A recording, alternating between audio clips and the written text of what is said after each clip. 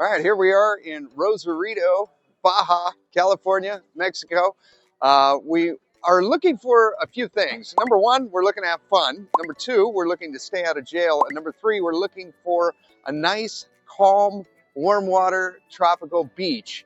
And here you can see in Rosarito, it is not quite that. I'm a pretty good swimmer, and I think this would be a great way to not have fun in the ocean. So there's two parts to Baja California and Baja, Mexico. There's the Pacific side, which is really rough, cold waters like you see behind me. And then there's the Sea of Cortez side that kind of has a little, it's very protected. That's the area that we're gonna go to. It's about a 4-hour drive from here. So come along with us, and then we will head over to San Felipe, and that's where we'll be next. This is a really cool restaurant to stop and get something to eat when you're in Rosarito. It has a really cool rainforest type vibe. It's called El Nido. About an hour into our 4-hour drive, we decided to make a little pit stop at a vineyard here in Mexico. It's called El Cielo, which means the sky in Spanish. And we're gonna get a little wine tasting in, and then we'll be on our way to San Felipe.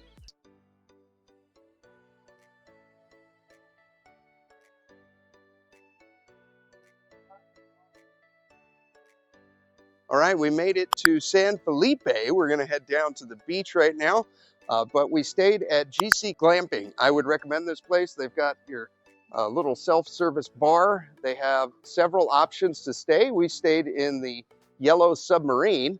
That was a neat little nautical one named after the Beatles song, Yellow Submarine. They've got a little pool. They even have a little sauna. They sell charcuterie boards here. It's a very cute place. Restaurants are very close, walkable distance, and I'd recommend staying here. We had a lot of fun. So we're gonna head down to the beach, and we'll see you there. All right, we made it down to the beach in San Felipe.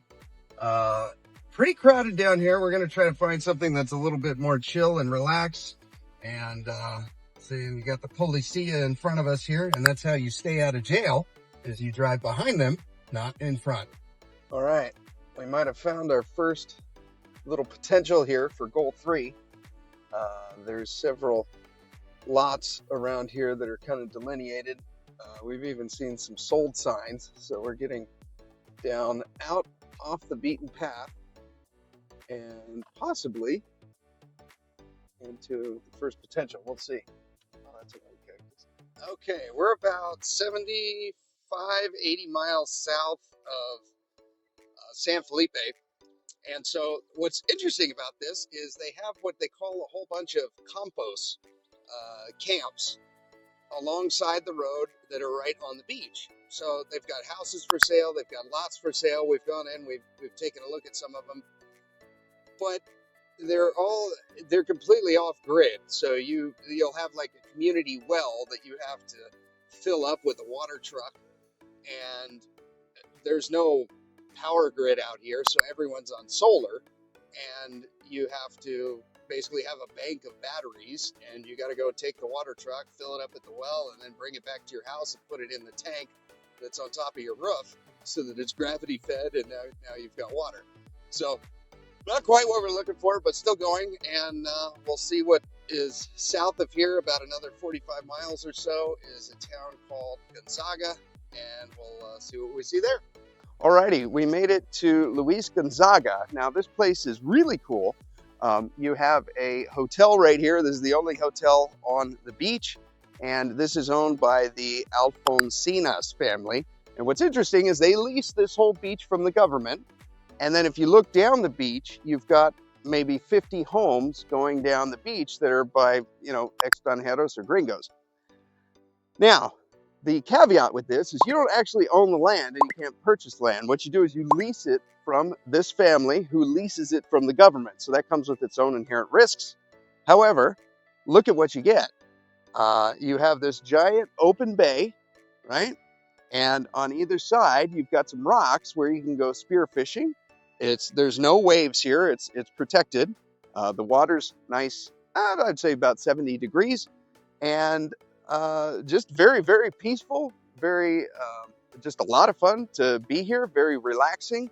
There's no cell phone service. You can pay for Wi-Fi service, which is $20 for a 24-hour period for one device. We stayed at the restaurant, or we stayed at the hotel for $250, and that included about $120, $130 meal ticket, which was difficult for us to eat it all. So we took a burrito for the road to close it out. A lot of fun to be here. I'd highly recommend it. Perfect stopping point on your way down. Baja, very relaxing, and it kind of forces you to disconnect from the grid. So our next stop is going to be down south about 2 hours. It's going to be Bahia de Los Angeles, and we'll see what we see there.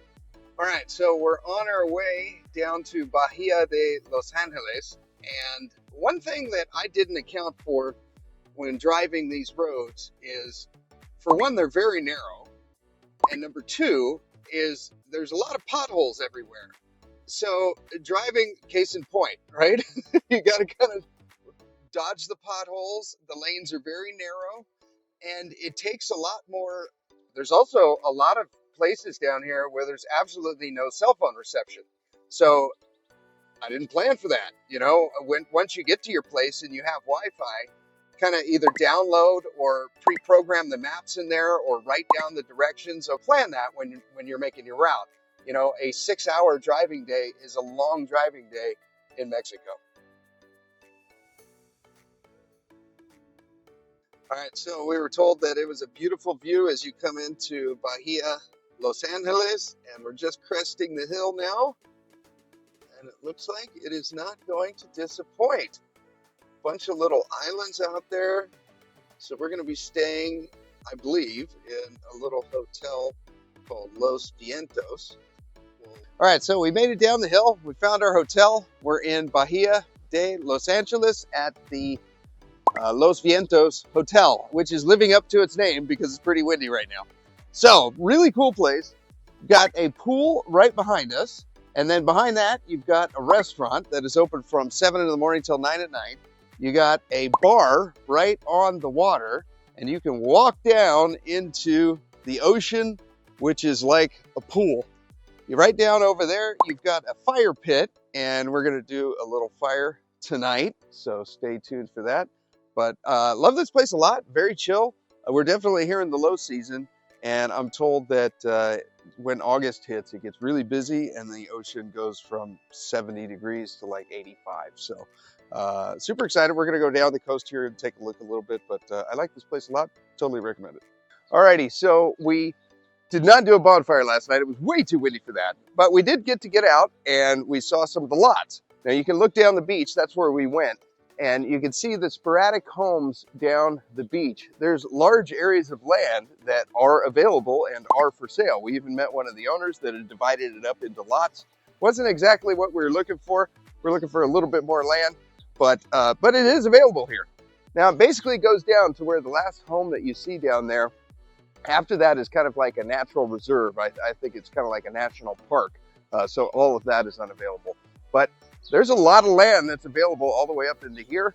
And as far as time of the year, you're going to want to be here around, from what everyone's telling me, June, July, August, September are the best 4 months with the best water and the best fishing. So we're going to head out and we're going to go north and back home. We're going up to Mexicali. But what we learned this trip is that we need to see a lot more of Baja.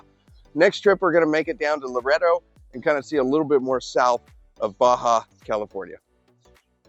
All right, so we drove for 4 hours, got to San Felipe, and we stopped here for lunch. Didn't show you guys the beach last time at San Felipe, but this is it here behind me. Not exactly what we're looking for, but you know, maybe this is for you. It's a very touristy vibe. There's a whole bunch of little shops and restaurants and stuff along the beach, so it's kind of cool.